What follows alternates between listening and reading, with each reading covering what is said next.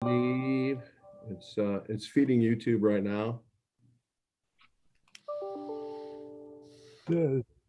All right, you ready to go? I've got 7 o'clock, so we're ready to go. Got it? Okay. Yep. All right, good evening, everybody. Welcome to the Mayfield Board of Education's October 28th school board meeting.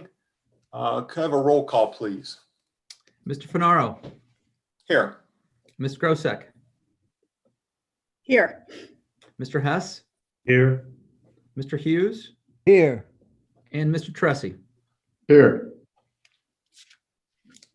Thank you, Mr. Snyder. Tonight, we have a special guest with us, the student of the month from Millridge Elementary School, Juliana Beggiani from the 5th grade class. Welcome, Juliana, and congratulations to you and your parents. And Dr. Kelly is going to read you a little bit about yourself and what your teachers wrote about you. So congratulations. Thank you. Well, good evening, everyone. I'm really excited to present to you Juliana Beggiani, and her dad is right there. I believe her mom is also off to the Hi. side. Oh, there she is. There she is. It's nice to see you guys, that's for sure, even if it is on Zoom. As you can see, Juliana has a big smile on her face tonight, and we have all kinds of nice things and wonderful things to say about her. So, Juliana, whereas the Millridge School 5th grade teachers would like to recognize you, Juliana Beggiani, as the Mayfield Board of Education Student of the Month for October 2020. And whereas Juliana fits the portrait of a Mayfield Wildcat in many ways. She is always willing to collaborate and work with others to find a solution or make a plan. She offers ideas, but also listens to what her peers have to say. She is encouraging and persistent. And whereas Juliana is an effective communicator, she shares important information as well as colorful stories and seeks clarification when she doesn't understand something. She is creative and shows pride for her ideas and innovation. Juliana shows determination when applying critical thinking for her learning, a great skill, by the way. If she is struggling, Juliana seeks help. She is not afraid to take a risk when trying to learn something new, another great trait. She is hardworking and makes sure all of her work is completed each day.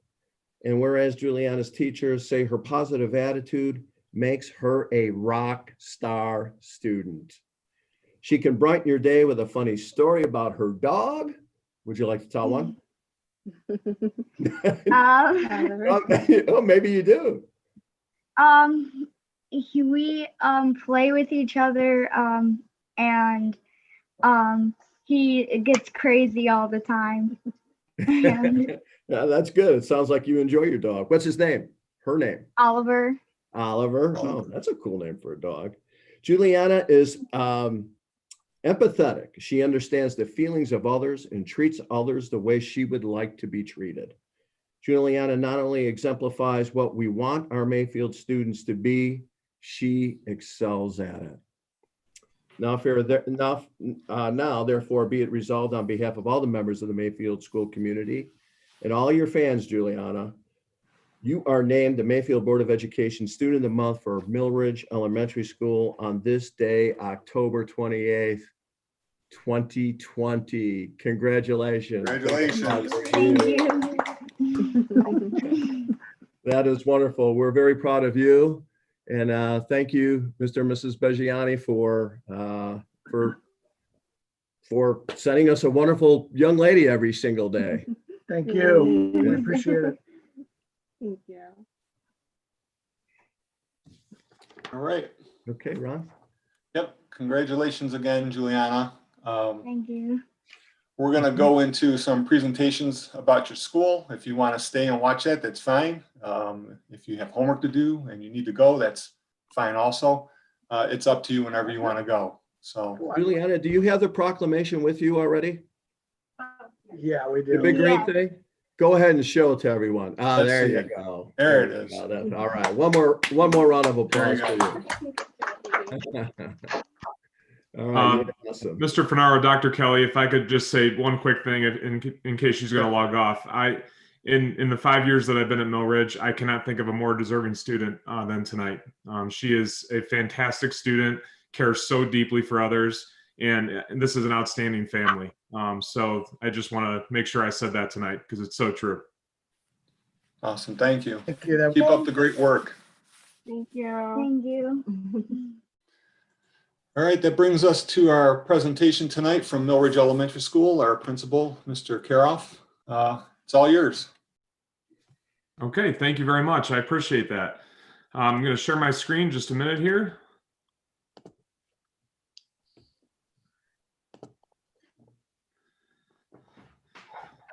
Can everyone see what's on the screen? If you can give me a quick thumbs up. Yes. Perfect. All right. So what I did this year, we usually have quite the contingent we usually fill out the board office conference room. Wish we could do that this year, but I definitely understand that we cannot. And so what I asked is I'm hoping to speak really on behalf of all of our students, our staff, and just to share just a number of positive things. And really the theme this year is Proud Mustang Moments. I'm kind of a sucker for alliteration. And so every chance I get, I try to weave it in. And so really what you're going to see within pictures, within words, is really just what we are proud of this year and really thus far, which is quite a bit.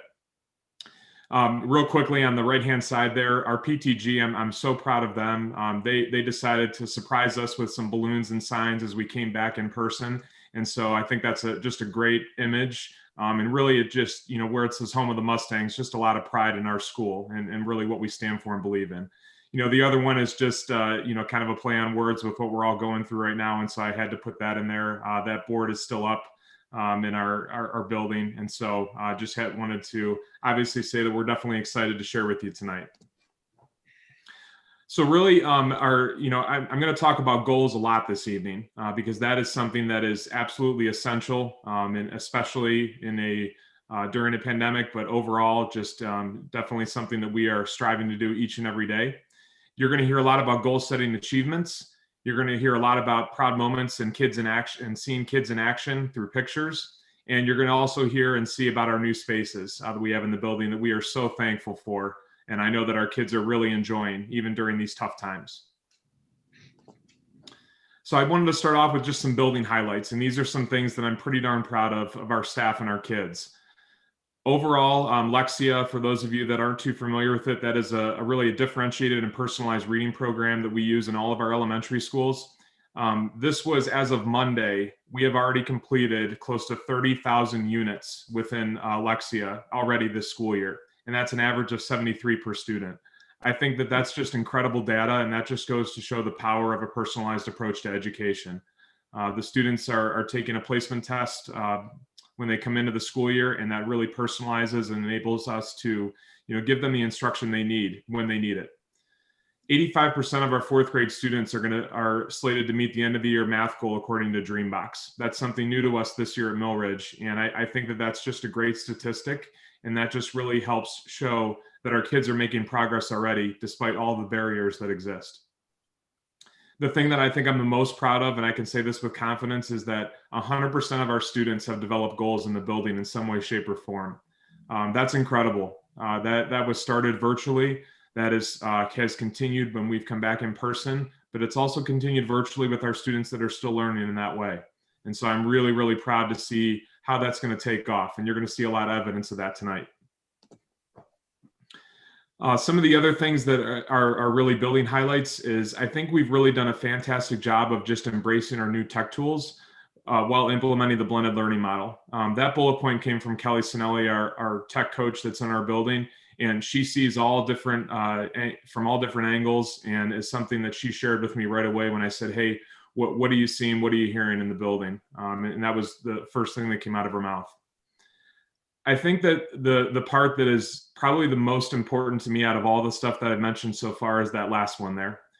I think we're really leveraging the products to build relationships. And you often wouldn't hear technology and building relationships in the same sentence, but that's a lot of what we're doing, and that's a lot of what we believe in. And so I'm really proud to say that we are really doing that really across every single grade level. So here's the challenge that I asked our ILT to do. I wanted them to think about what they've achieved and they're proud of this year, hence the term Proud Mustang Moments. I asked them to describe it in words, pictures, stats, or any means necessary. Talk to your team. What are they, what are they the most proud of so far this year? Because it's only October, but there's much to be proud of already. And so what you're going to see is each grade level has shared some of that information tonight. They would be up here doing this right now, but they definitely were able to share a lot of good info with me. So a lot of what you're going to see, like I said, is goal setting. Kindergarten team is really excited. They've done a couple of really cool things to really engage their kids. One of the things that they've done, and you'll see it in the middle there, they're actually starting this week. They have developed a goal folder around literacy, and it's really around sight words. And the students actually get to track their own progress and color in those squares when they identified a sight word. Very basic, but it's really important, and the kids can see the progress all the way through. And so that's in-person and remote students. The other thing that I'm pretty proud of as well is that they personalize learning in a way that is a very basic way, but important to the kids. Each kid has their own bag of manipulatives that they want and they desire, but it's all based on how they want to learn. And so I think that even at a kindergarten age, kids knowing, with some suggestions and some help from the teachers, of course, kids knowing how they want to work, what they want to work with. And, by the way, we're adding this in because it's a good safety measure too during these times, that each kid has their own bag. But I think it's also pretty amazing that kids are already intuitive enough to think about that. First grade is continuing something also that they did last year. They started this last year when as a district, we work with first grade teams and fifth grade teams across the entire district. They're continuing their goal folder as well. And so it's pretty cool to see how K and 1 are almost in lockstep with one another and really providing that opportunity for the kids. But first grade decided to continue this, but in the math realm. So as you can see up on the left-hand side there, that is what the goal folder looks like on the inside. I love the fact that they made it in a way where it's progressing left to right. The kids are moving at a good pace. They get to see their progress. The best part about this, though, is when the teacher's conferencing with the kids, and that's happening on a daily basis, where they're meeting with certain kids, they're showing what they know, how they know it, when they know it, not on a particular date and time, but they're progressing through some of these skills. In talking with the teachers and getting this started last year, this is something where we even had some precursor skills so that some of our students who may need some remedial assistance, they're feeling that success right away too. And they're progressing through the curriculum at their own pace and in their own way. The part in the middle that I won't read to you, we're just, the first grade team decided to give me some quotes and some beliefs. And you really could look at this and you could say the Mayfield vision is all over that. And so I'm really proud of them for continuing to think of kids as people like scientists and mathematicians. Pretty impressive. Second grade, you just see some pictures. You see a picture that there's one student in the middle in Mrs. Harris's class working. As you can see the little ultra board, the office. You can see her checking off as part of her checklist and her goal sheet. What you see in the middle is also on the left-hand side. But here's the pretty cool part about it. On the left-hand side and on the right-hand side, those are personalized checklists for each student in second grade. The one on the right is a schedule made by Amy Snow for one of her virtual students. And she realized pretty quickly that this student needs a very detailed schedule in order to help that student achieve their goals for the day. I'm so happy and proud of her for doing that for kids. On the left-hand side is something that every second grader is using as well. And you can see it's broken down by day. We're helping kids achieve their goal. It's hard to see at the very bottom of that, and it's because it's a small picture, but they are able to really see, did I meet my goal? And when I get to time with my teacher each week. Third grade shared with me some different, really a number of different things. The two pictures, the picture in the center and on the right is really, I think, a fantastic way to incorporate writing and literacy right away when kids came back in, and taking it into account our current, what we're currently going through as a society. Kids had to actually design their own mask, and they had to communicate what it says about them and why that's significant to them.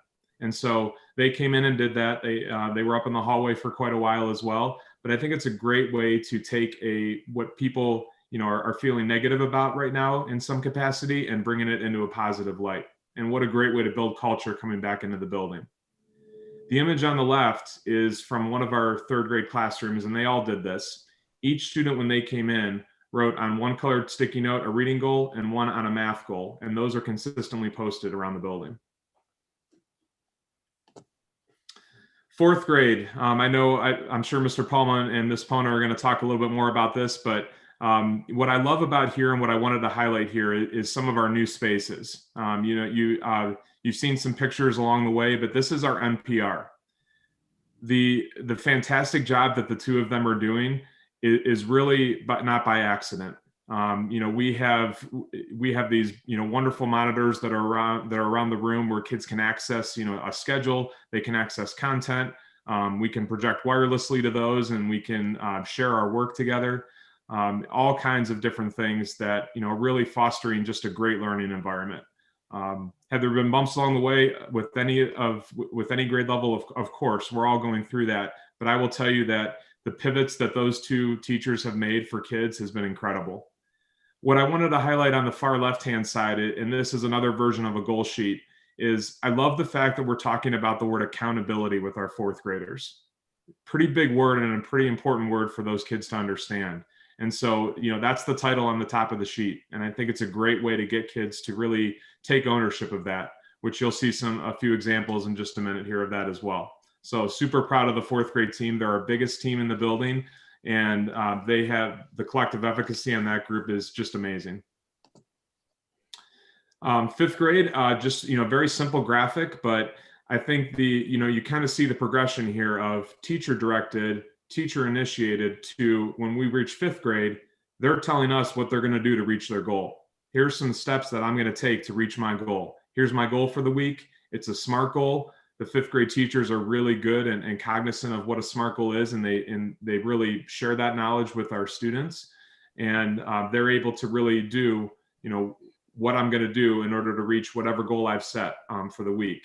And initially it was some very basic steps, but now I think they're really getting into a groove and thinking, what are some really small details that I can do to help myself meet that goal for the week? So I have a quick, hopefully the link works here. I tested it out earlier, but I wanted to share with you just the perspective of 3 different students. We're using Flipgrid quite a bit. And those of you who are not familiar with it, it's a really good just student response between student and teacher or between student and student. And so just a few perspectives on what Flipgrid has done and what really these 3 students, Lola, Vivon, and Nino, have shared in relation to their goals. No, we have it turned down because I was at a board meeting on Zoom. So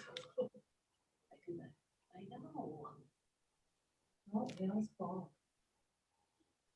Yeah, I know. I promise you they were there's Juliana. I promise you at the, this was much smaller than when I looked at it yesterday. So this is good, but I'm trying to locate here. I found Nino's.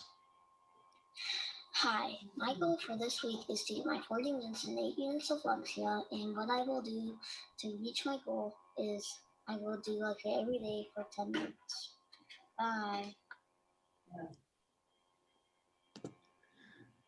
So I'll probably just leave it with that one example since I'm having a little bit of trouble locating the other 2.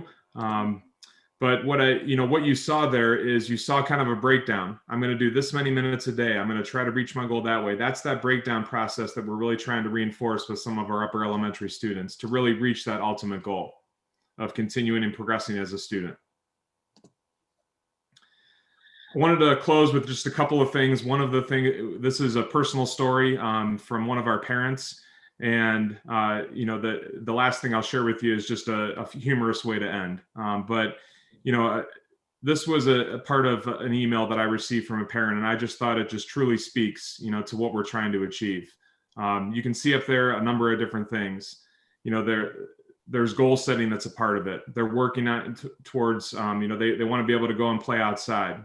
But the parent was surprised one day because the student had already met their goal when they explained that they set a new personal goal for the week to be 10 lessons and they had to keep working.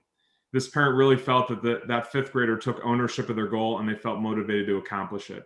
And I think that's one personal story of just a number that are out there, but I think it really speaks to what we're trying to achieve with our kids. And I'm super proud of, I'm super happy that this parent shared this with me, but also that this student was really working and motivated to continue to even surpass really a goal that they had set.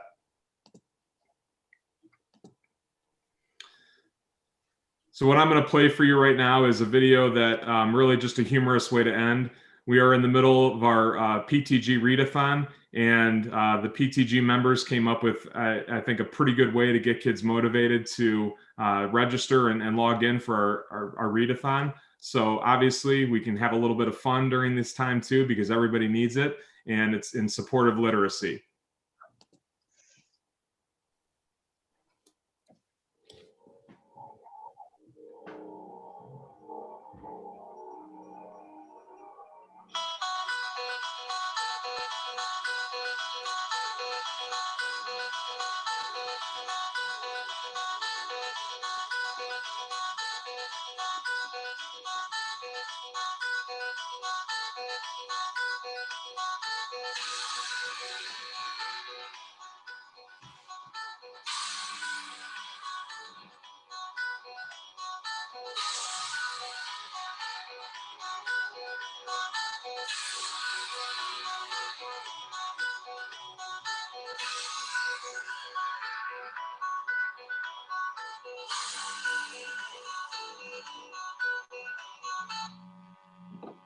Congratulations, PJ and McKenna, our top donator and our top reader in Who's Reading thus far. Had to share that intro with you. Had to share congratulations to these two awesome kids. And I know there are so many more kids that have done such a great job as we're in the middle of our Who's Reading Readathon. But I've got a special treat for you today. Some of you got to witness this today if you were in Mrs. Dutton or Mrs. Santagata's class, as those two students, PJ and McKenna, are in that class. So what did we decide to do? Pie in the face in front of a live audience. You're going to see it here in just a minute. Here's how we got ready for that challenge. I will have to eat lunch today. I'll have a piece of pie on my face.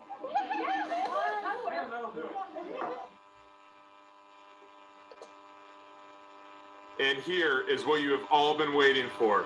You voted for it. You got Mrs. Cicerci with the most balls in the bucket. She is going to be the one that gets that pie in the face. Doesn't she look cute? Yeah, she definitely does. But she's going to get just a little messy here in just a second. Here we go.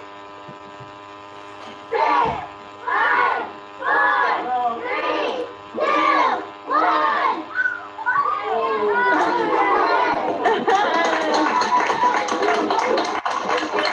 Boys and girls, I can't thank you enough for participating, for logging in, for registering for the first time for our readathon. If you did that, you got to vote between Mrs. Cicerci or me who was going to get the pie in the face. And as you just saw, Mrs. Cicerci was the winner. I don't know if that's the right word, but that's what we're going with. Hope you enjoyed it. Thank you, everybody. Thank you, PTG, for participating and having this great idea. We loved it.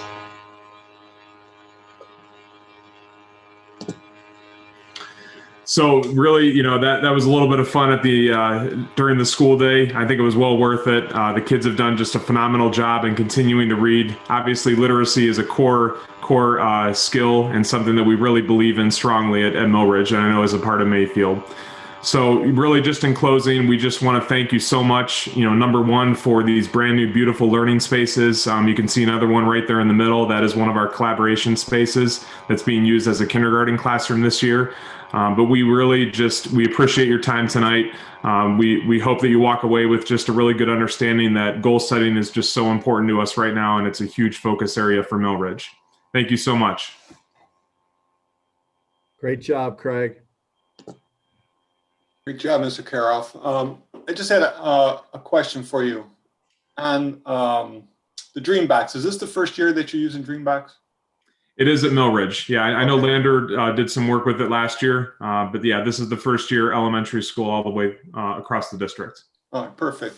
And I tell you, even though the fourth grade has accountability on their goal sheet, I think the kindergartners, first, second, and third graders are learning all about that. They might not know the word, but goals are very important. And at that age, to learn what goals are and to have ownership of this, it's a wonderful thing for these students.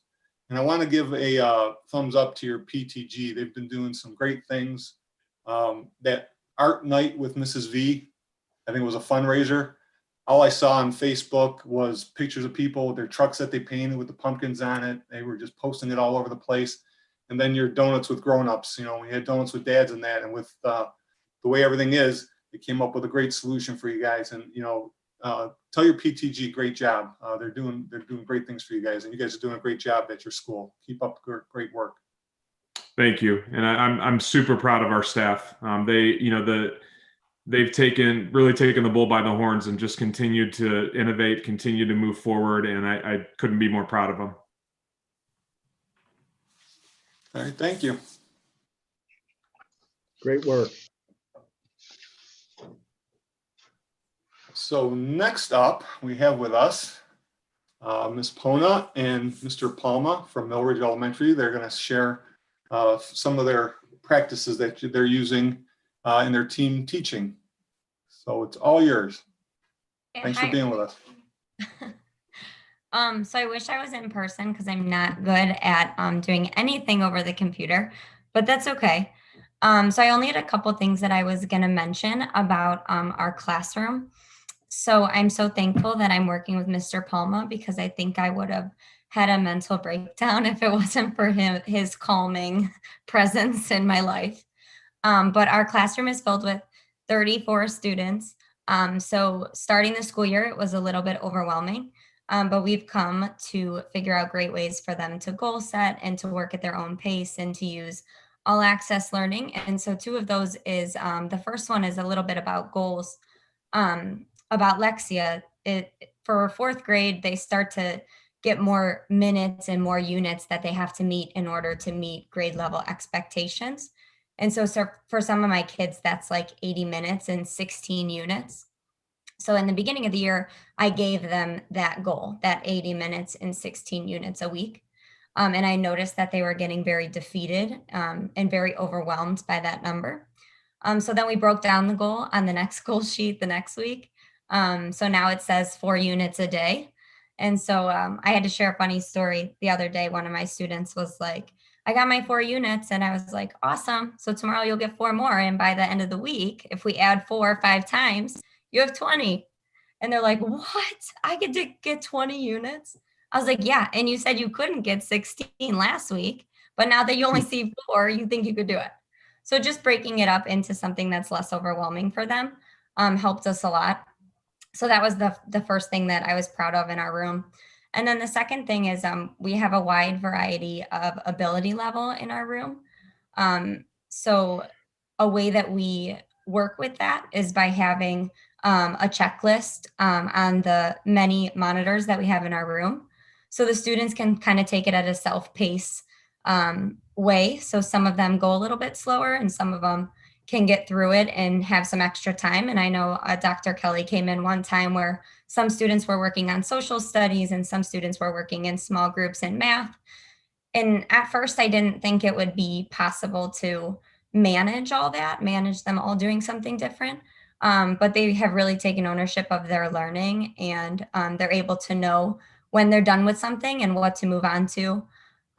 It took a little bit to learn. There was a lot of questions at first, but I think they've done really good, and they've taken ownership of that, and it kind of supports the all access and the self-paced of Mayfield. So I think it's something that we're super proud of. Kind of to add on to that, it has been a great year so far working with Ms. Pona and being in person with our students. For some of our language arts and some of our math instruction, we found it best to kind of break things off and meet with kids in smaller groups. So every day that the kids get to work with us, we meet with groups of about 4 kids for little mini lessons. So we have about 15 minutes each day with the kids in a small group to go over math instruction. And we're going to be starting it for language arts. And while the rest of the class is working independently at their desk, at their different assignments, that we're able to sit and work in a small group with those kids and kind of get more of an interactive one-on-one feeling with them. And I think we're most proud too that we have really worked hard to try to help some of the students that might need a little bit more help during the day, that if we take an assessment or something in the morning, then we utilize our time in the afternoon to kind of reteach or kind of reassess some of those kids in the afternoon to help them make sure they understand the concepts that we're going over.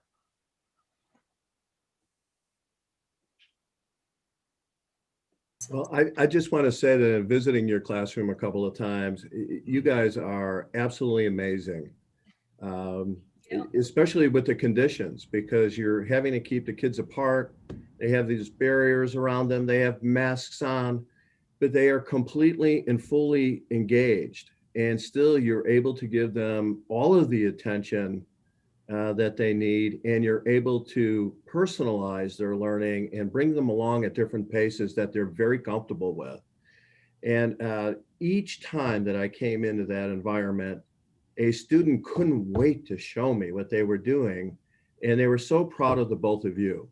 And you are an absolutely terrific team. And I'll say this, as I've been around to a lot of the buildings during this time, which I usually do anyway, it is absolutely incredible how teachers are managing the challenges and keeping the kids engaged and in real learning, in meaningful learning, in a rigor. You have been remarkably innovative and creative with all the challenges in front of you. So keep up the great work. It's really neat to see you guys work. Everyone should see you guys work together. It's fantastic. It seems a little crazy when you walk in, but I promise it's under control. And Oh, no, it was learning crazy, right? I mean, it was awesome. It was awesome. And you ought to take that show on the road someday. Oh, Absolutely. Do you all have any students who are virtual? no, we're lucky we don't have any Oh, okay. virtual. Okay. There's 34 in person. Yeah, well, that's enough. I think so. Yeah, oh, for sure. I'll just end with a quick funny story. The room is really big, and I typically am told I have a loud voice, but they did give me a microphone to make my voice louder. But yet every single day it dies, the battery dies. But Mr. Palmas doesn't, so they say that I'm talking too much. Today we switched microphones to see if maybe his battery's a little stronger than mine. We'll make sure that goes in the evaluation. She stole my story, though. I was going to end with that. Yes. Well, I give her a hard time at least once a week about that. Okay. Well, thank you for being with us tonight and sharing your experiences. And we do appreciate everything that you are doing in the classrooms for the students during this time, and all the teachers, as Dr. Kelly had said. We know it's a difficult time, and we appreciate you thinking out of the box and making sure these kids are getting what they need. And they definitely need to be in school with your teachers and learning. So we appreciate it. Thank you for being here with us tonight. Hi, Ness. Great job, guys. Yeah. Thank you. Bye. Bye. Thank you again. Bye. So that moves us to our, excuse me, President's announcements. We kind of touched on what I wanted to say. Dr. Kelly had mentioned it, and I wanted to just say to the staff, to the administration, to the students, and to the families who we've been going through this for a while now. It's been tough. It's getting tougher as we hear more and more reports. But I think the plans that we started out with at the beginning of this year, how we've come together, we had a plan, we stayed focused on it, we keep watching and learning. I think we're learning that these students and teachers and other staff are very resilient, whether they have to have masks on or barriers around on their desks. They are learning. It's a great atmosphere for them to learn in, to be in school and learn. And I appreciate all the work they are doing to keep this going. And a great shout out to the custodial staff for keeping these buildings clean. That's very important with the people that are in there day in and day out, making sure those buildings are clean every night, every day. It's very important for us to keep doing what we're doing and what the teachers are doing. So I appreciate everybody what they're doing, and hopefully this will get a little bit easier at some point. So that's my announcement. I don't have anything else. So Dr. Kelly, if you have your superintendent's announcements.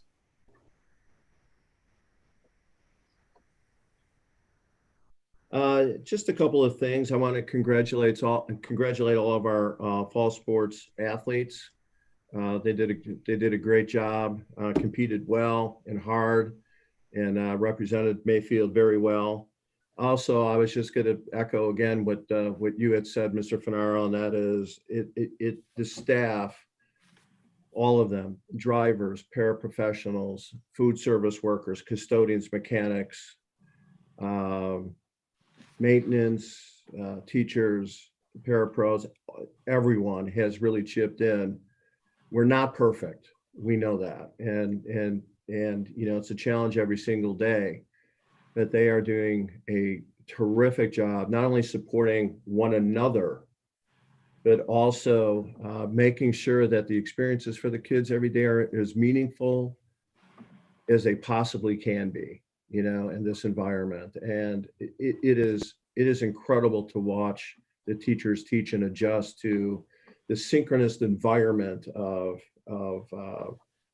kids on Zoom and kids in person, and how they just navigate and negotiate and include kids and still be able to personalize their instruction at the same time. Kudos to all of them for being able to do that. It is really something to see.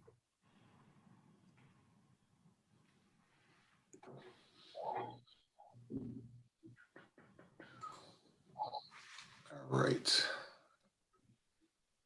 Thank you, Dr. Kelly. Are there any board member committee reports tonight? None this evening. Nothing this evening. So that'll take us to our superintendent's consent agenda, items A through S. I will make the motion to approve. Could I have a second, please? So moved. Roll call, please. Ms. Grosek, Yes. Mr. Hess, Yes. Mr. Hughes, Yes. Mr. Teresi, Yes. Mr. Finaro. Yes.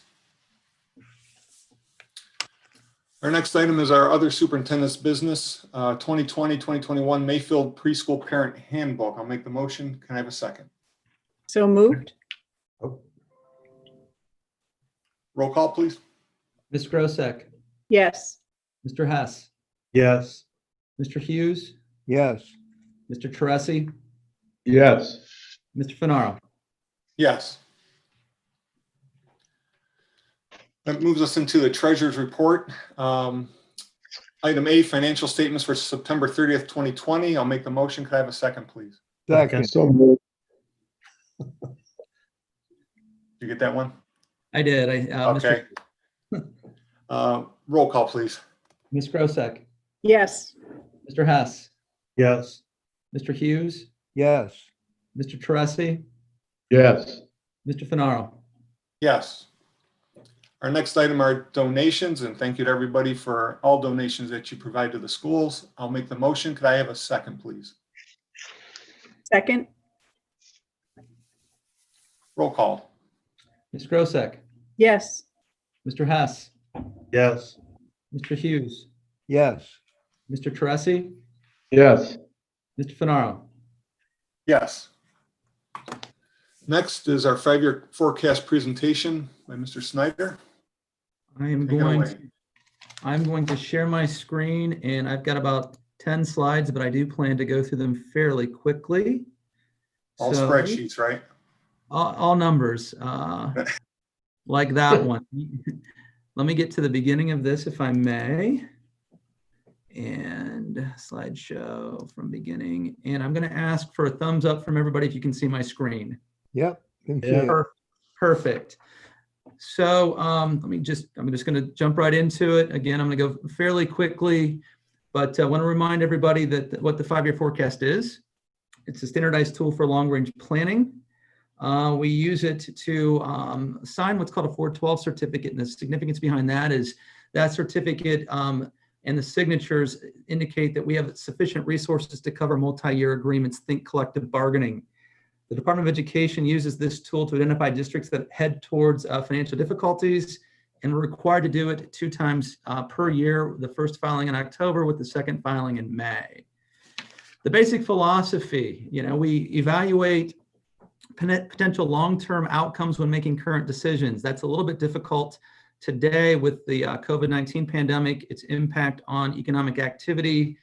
It's still unknown, I guess, the far reaches of that. And just by a side comment, I was in a virtual learning meeting with a member from the Volcker Group, which, if you'll recall, Paul Volcker used to be the head of the Fed.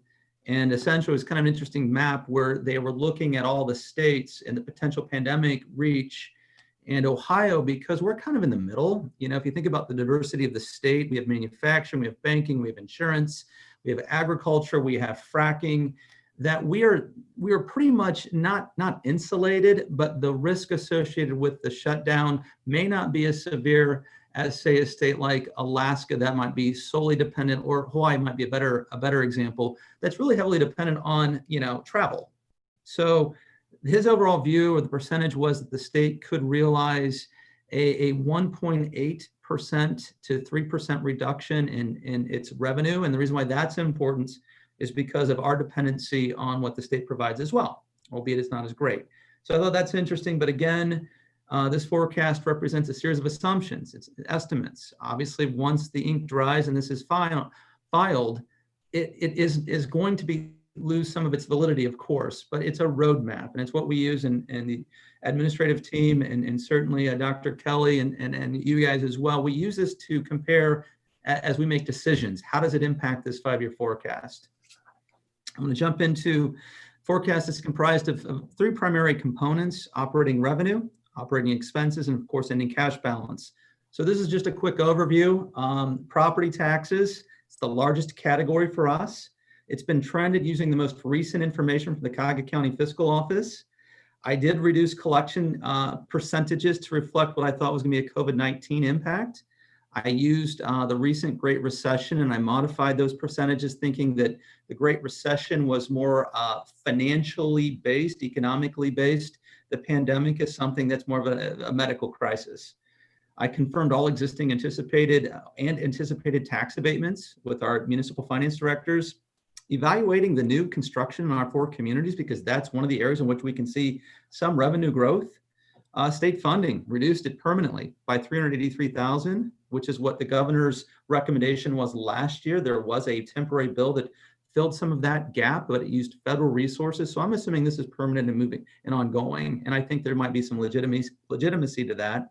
And I did not factor anything with that new fair funding model, because I'm not certain what that looks like. And also with the state struggling with its own resources, that may be delayed, not quite certain.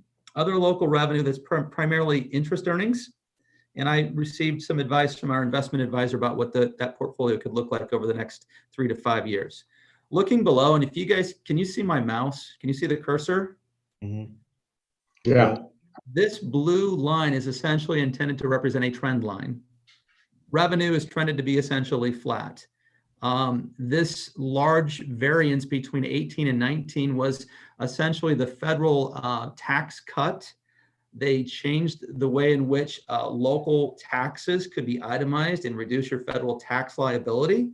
A lot of folks, what they did was they prepaid the 19 collections in 18.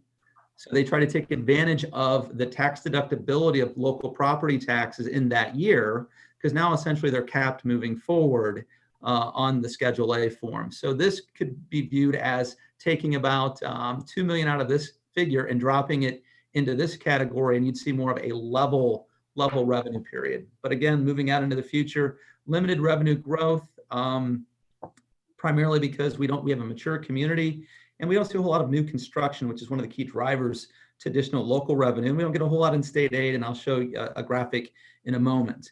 Budgeting pillars, everybody asks us about expenses. We don't just simply take historical trends at an inflationary rate and say, let's just project that out over 5 years.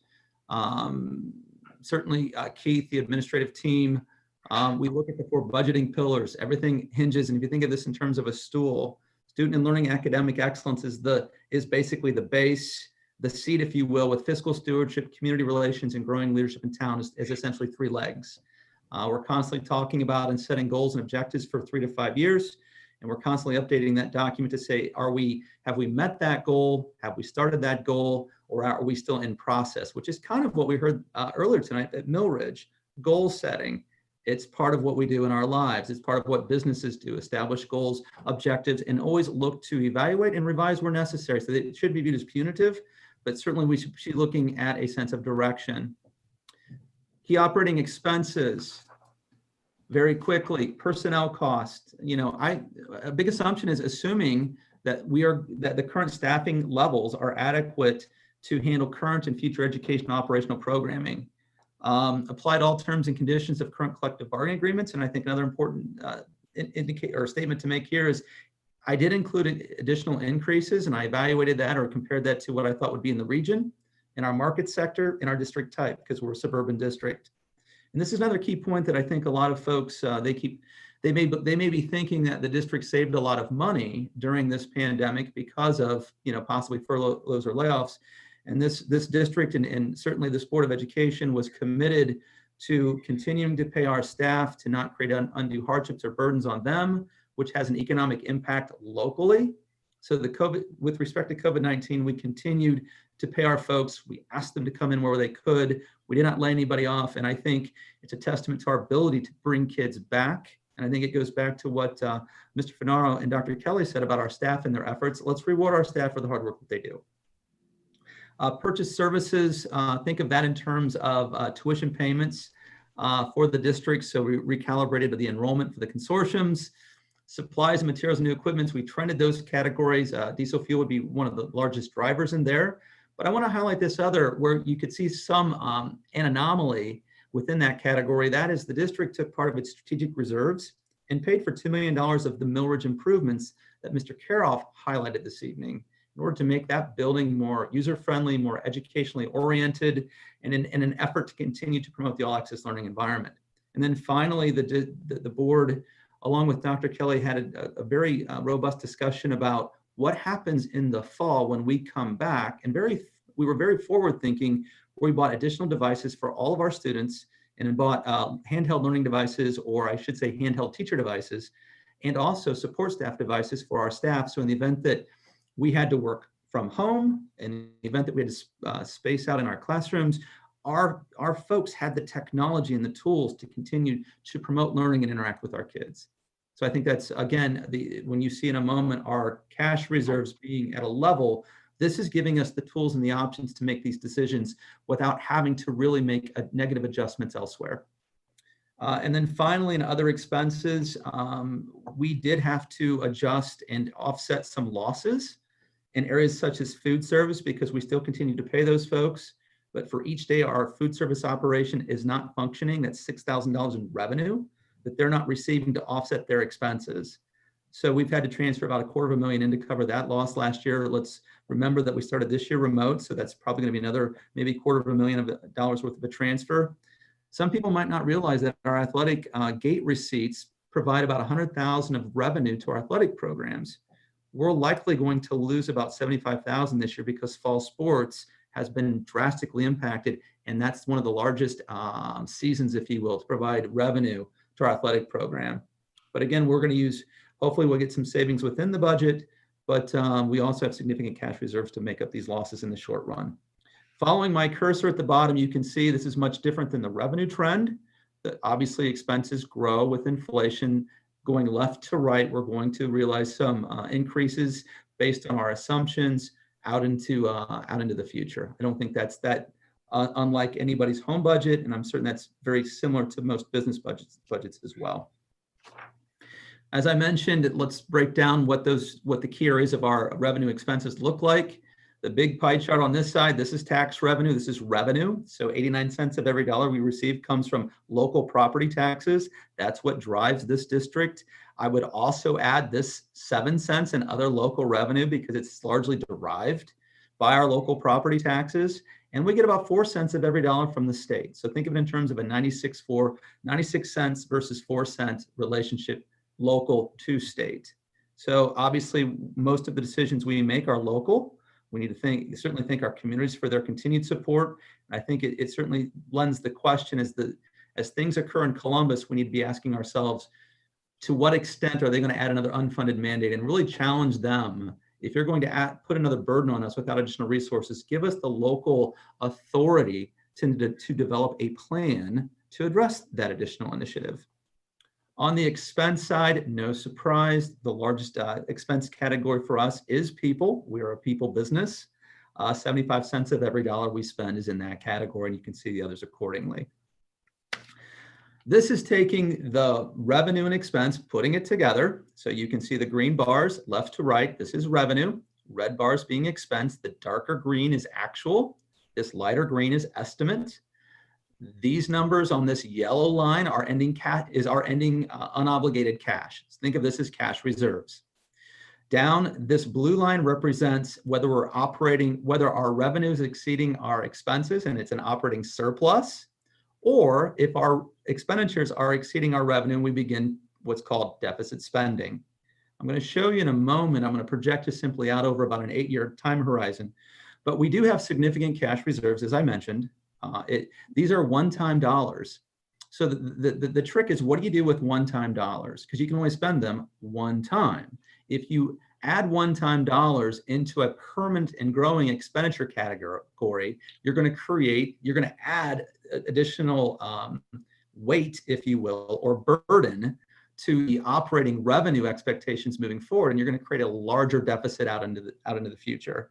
So assuming no new money, which is what this is doing, assuming that all those expenditure trends hold and the revenue growth continues to remain essentially flat, we are going to begin deficit spending of about $8 million in 2025. And we're also going to see an erosion of that cash carryover. Now, it's still a significant value, but I'll show in a moment why we have to be cognizant of when this deficit begins and how we're going to address that. This is a very messy graph. I did it initially, and I thought this would be very eye-opening for folks, but in the end, I thought it's probably very confusing. So I really just want to simply show this.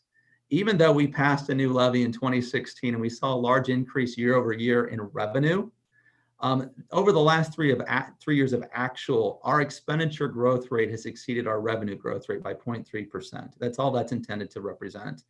Looking out over the 5-year estimated period, we're going to see expenditures growing at 3.72% greater than revenue. That's all I'm going to say on this, because otherwise I'll confuse you, probably confuse me, but just know that revenue doesn't keep pace with expenses from a percentage, year-over-year percentage change. This is that 8-year projection graph that I was mentioning just a few moments ago.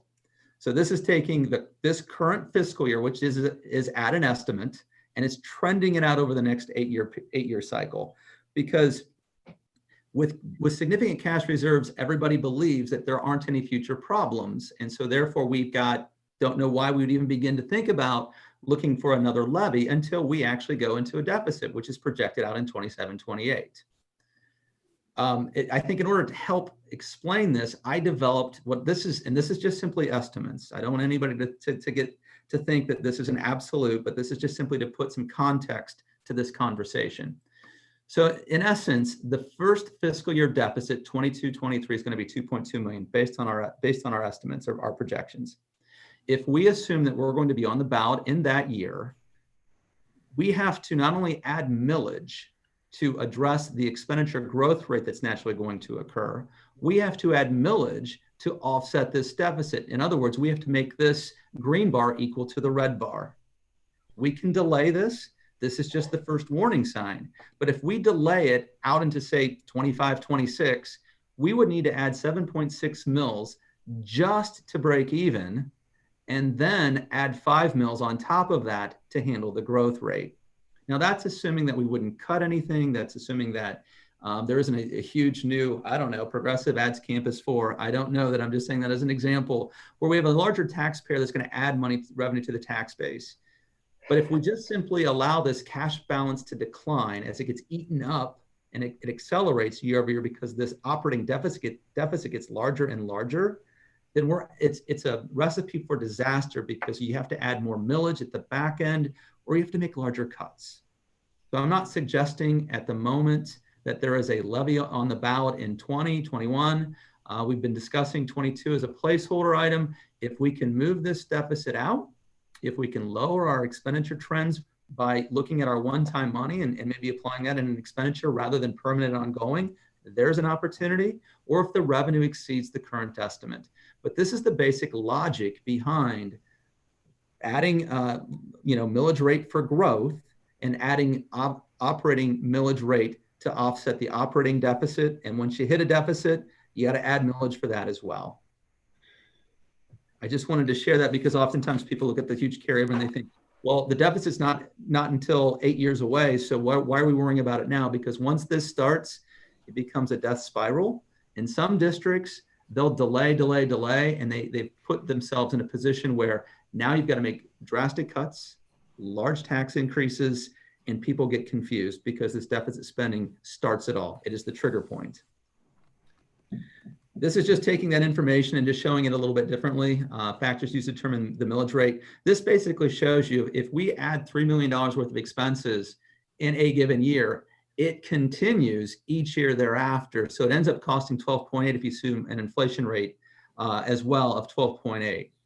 You can see then moving forward, left to right, this entire add of expenses will add 32 million. You divide that by 4, folks. There's no real magic to it. You assume what 1 mil generates, it's 5.89 mils to offset a growth rate like this. There's a structural operating deficit. You do kind of the same exercise. Again, this is a graphic. This is not intended to say this is what we're going to do. This is just simply to demonstrate how it works. And then finally, concluding remarks. I'm sure everybody's like, okay, enough, Scott. We've heard enough. Uncle, these are all the continuings. And a lot of these things we've said before. We want to continue to be proactive, continue to monitor and track financial health. We're going to look at these deficits. And obviously, I've got this 5-year forecast, not just 5 years. I've got this thing spread out over 12. So I'm looking even down the road. So we got constantly looking at when these different decision points, when do they cross? When do they intersect? Continue to prioritize and allocate resources, gain efficiencies. Something interesting that said tonight was using technology to enhance communication, to enhance personalization. Technology is going to be a key indicator, key driver, a key aspect of how you gain efficiencies, all with the idea notion of not eliminating jobs. But how do we work smarter, not harder? Utilize strategic cash reserves. This board has been very thoughtful, thought-provoking, has been very, I think, willing to listen to interesting ideas about using those cash reserves to promote the program and investing in one-time dollars with one-time expenses. Think Millridge building improvements. As an example, the technology, while it could be ongoing, those things typically have a life cycle of 3 to 5 years, and we kind of accelerated a purchase that we weren't necessarily ready for, but we believe we have money elsewhere. And then obviously continue to provide timely reporting such as this. This link at the bottom, this is a link to the, or if you go to the Mayfield Schools webpage under the Treasurer's subtitle or subpages, the forecast is out there. I believe that there are about 35 pages of assumptions, a lot of detail. I'm going to tell you right now, there's going to be some inaccuracies in the projections because the world's going to change and it's going to continue to change. But at least this is a blueprint, a roadmap. It's a document that we can make decisions, compare it to where we think we are, and we'll continue to modify and update and continue to reprioritize and establish goals. So enough of me. I'm going to stop sharing my screen unless there's a specific graphic you'd like to see, and I'll entertain any questions that any of you have.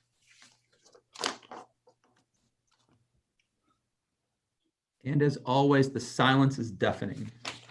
Just got to clap, wake them all up. No. Good presentation.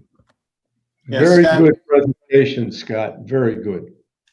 I think one thing, that you can also pull from this is, when you mentioned that the levy that we passed in 2016, and we're looking at another, one possibly 6-7 years out. You have to give credit to the administration and to this board on how we've managed this money. With everything that we've done, everything that was thrown upon us that we weren't expecting, and to have a stretch like that run, to have a levy last 6 years, 7 years is remarkable. So congratulations and great job to you and your staff, Scott, that works on this daily, and to the rest of the administration. So that's what I have. It's a great job. And, the numbers sometimes look daunting. There's a lot of numbers up there. But you're on it, and we really appreciate it. Well Well, said. I want to thank you all for your continued support. Certainly, it's not me. I appreciate thanking the team, but obviously Keith, his group, they invite me into meetings. They tolerate me sitting there. They they sometimes want me to maybe be quiet, and I struggle with that some days. But it's what I really appreciate the most is when they start saying things with a financial acumen, and they put numbers to things, and not to dehumanize anyone, but to recognize that that has to be a part of the conversation. And sometimes we just have to buy things. And I have to be reminded that we are a people business and we're about the kids. So not that I'm not, but so That's why they send you. That's why they send you in the classrooms once in a while, they do. right? I realized that last year. They're doing little tricks. So that's Well all I've got. done. Well done. Great job. So that brings us now to our 5-year forecast. I'll make the motion to approve. Can I have a second? So moved. Roll call, please. Ms. Grosek, Yes. Mr. Hess, Yes. Mr. Hughes, Yes. Mr. Teresi, Yes. and Mr. Finaro. Yes. Next, we have other treasurer's business. We have the minutes from our regular board meeting of September 23rd, 2020, and our special board meeting on October 14th, 2020. I'll make the motion. Can I have a second? Second. Roll call, please. Ms. Grosek, Yes. Mr. Hess, Yes. Mr. Hughes, Yes. Mr. Teresi, Yes. Mr. Finaro. Yes. Our next item is our exchange agreement with Mayfield Village. I'll make that motion. Can I have a second, please? Second. Roll call. Ms. Grosek, Yes. Mr. Hess, Yes. Mr. Hughes, Yes. Mr. Teresi, Yes. Mr. Finaro. Yes. The next item is exchange agreement with 6140 Wilson Mills LLC. I'll make the motion. Can I have a second? So moved. Jimmy, okay. Roll call, please. Ms. Grosek, Yes. Mr. Hess, Yes. Mr. Hughes, Yes. Mr. Teresi, Yes. and Mr. Finaro. Yes. Our next item is PSI Affiliates, Inc. agreement for the 2020-2021 school year. I'll make the motion. Can I have a second? Second. Thank you. Roll call, please. Ms. Grosek, Yes. Mr. Hess, Yes. Mr. Hughes, Yes. Mr. Teresi, Yes. and Mr. Finaro. Yes. So the next item is a walk-in item. I don't have it on the agenda. Will it pop up on the agenda or no, Mr. Snyder? It will be added after the meeting. Afterwards? Okay, Tomorrow, thank yes. you. Mhm. So our walk-in agenda item, in our last item for this category is Dr. Kelly submitted his resignation letter, retirement letter, to be effective August 1st, 2021. I'm going to make a motion to approve it. Can I have a second? So Second. moved. That was Jimmy. Okay. All of It sounded like everybody, but.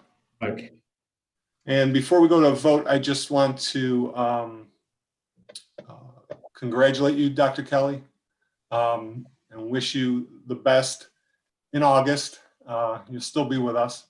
But to you and your family on this decision that you made, to your wife Peggy and your children and your grandchildren, I understand the reason why. I think, you know, if you read your letter, to be closer to your family, your ever-growing family, to be able to spend time with them is a valid reason to do something about retirement. And things that we've mentioned tonight, you know, everything we've said, everything that's been going on, stretching the levy out 7 years, all the work that's been done in these schools, all the work that's been done during this pandemic, everything that's been going on in these schools with our technology. It's just a great foundation you've put together, a great team of people you've put together. And I think you've set us up well for the future. And I can't say anything other but thank you for that. And just to remind everybody, we still have almost three quarters of a year to go. You'll be here, so we look forward to your leadership through these times, and wish you all the best. So I think there's some other comments before we go to the vote.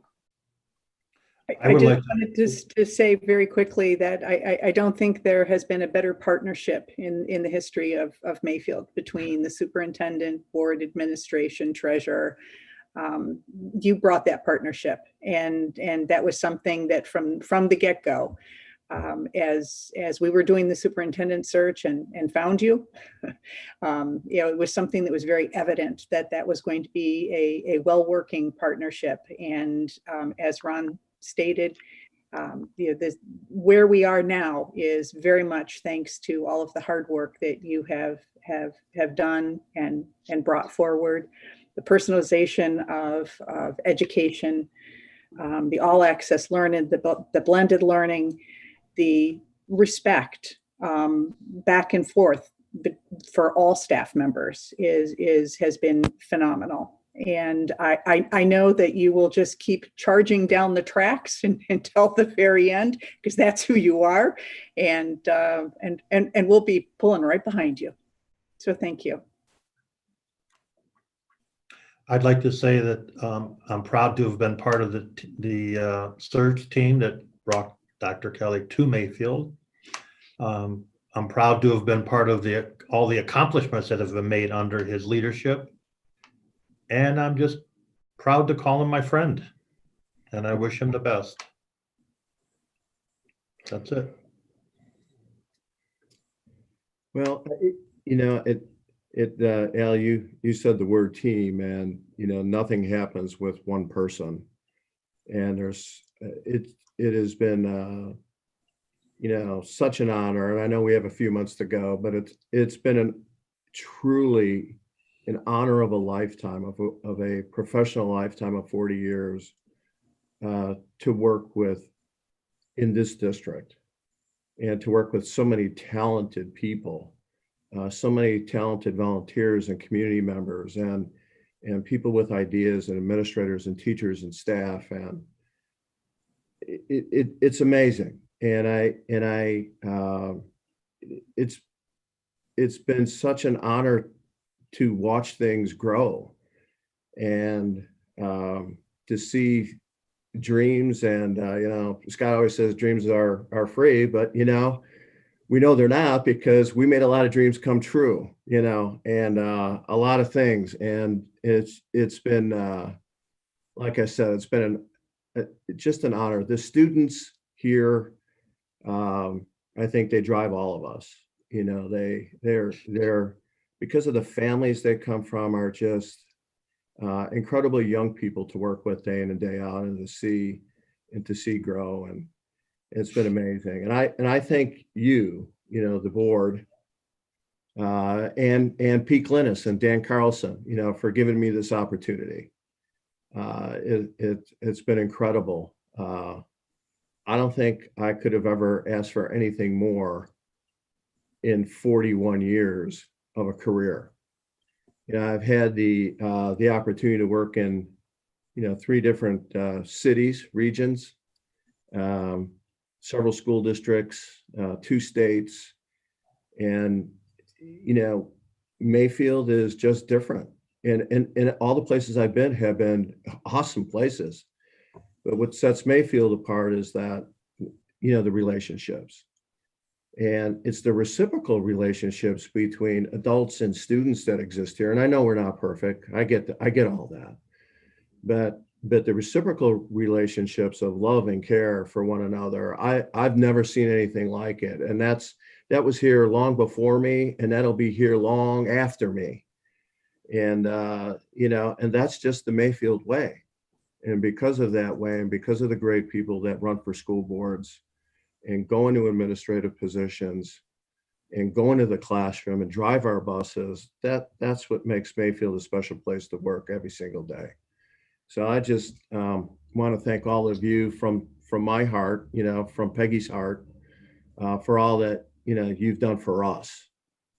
because you really have done a lot for us, and it's been an honor of a lifetime. It truly has. You know, Keith, you brought a lot to the table when you came. And a lot of it was new to us. A lot of it was new to education. And we were very fortunate in this district that because of the community support, we had the financial wherewithal to be able to put these practices into use and move forward, excuse me, with the plan that you and your administrators put together. And on top of that, as a big surprise to all of us, who would have anticipated the virus that we're dealing with now? And then to throw that in on top of that, and for you to be able to make your way through that with the various challenges that certainly has brought about. And you have just done a wonderful job of bringing all of that together. And again, the support of the community, and everybody does, you know, there's two sides to every coin. And so everybody doesn't like everything you did, but I'm sure everybody likes some of what you did. And so, I think that Well put, George. you're well respected in the community for what you have done, and on both sides of the coin. And for that, we are greatly appreciative. And no question about it, you will be missed. So thank you. Hey, George, I just want to say, you know, remember, it takes a team to do the things they don't like too. Oh, yeah. Absolutely. No, but you know, you're so right. The opportunities here that the community affords us to do, to be who we are, and to really be able to think about and apply and create and innovate the kinds of things that we know from our research about how people learn is so important. And this community, you just, every day somebody asks me, how did you guys do that? Well, it starts with the board and the community, you know, allowing us to take that chance, you know. So I'm so appreciative to have been a part of all that. You know, it's like I said, it's been an honor of a lifetime. Well, Keith, I guess I'm the last one to say these kind words to you. But as I read your letter, it truly brought tears to my eyes. I've enjoyed you as a man, not as a professional, but as a man, in watching you go through these past 7 or 8 years, and then having to be thrown right in with a pandemic situation, and we were ready. We were ready because of you. Yeah, we're a good school board. We get along famously.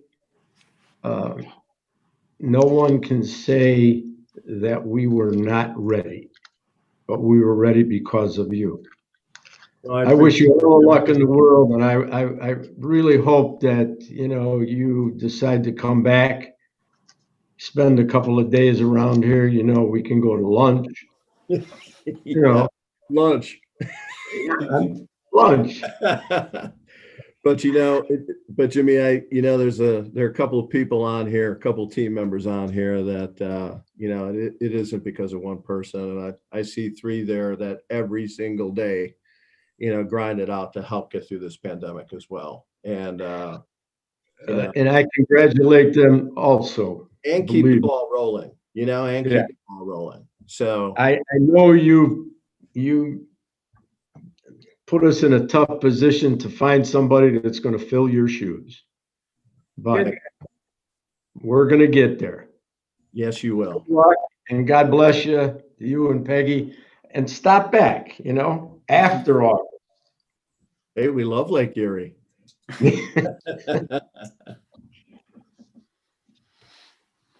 Thank you, All guys. right. Tears and cheers. Thank you, everybody, for your comments.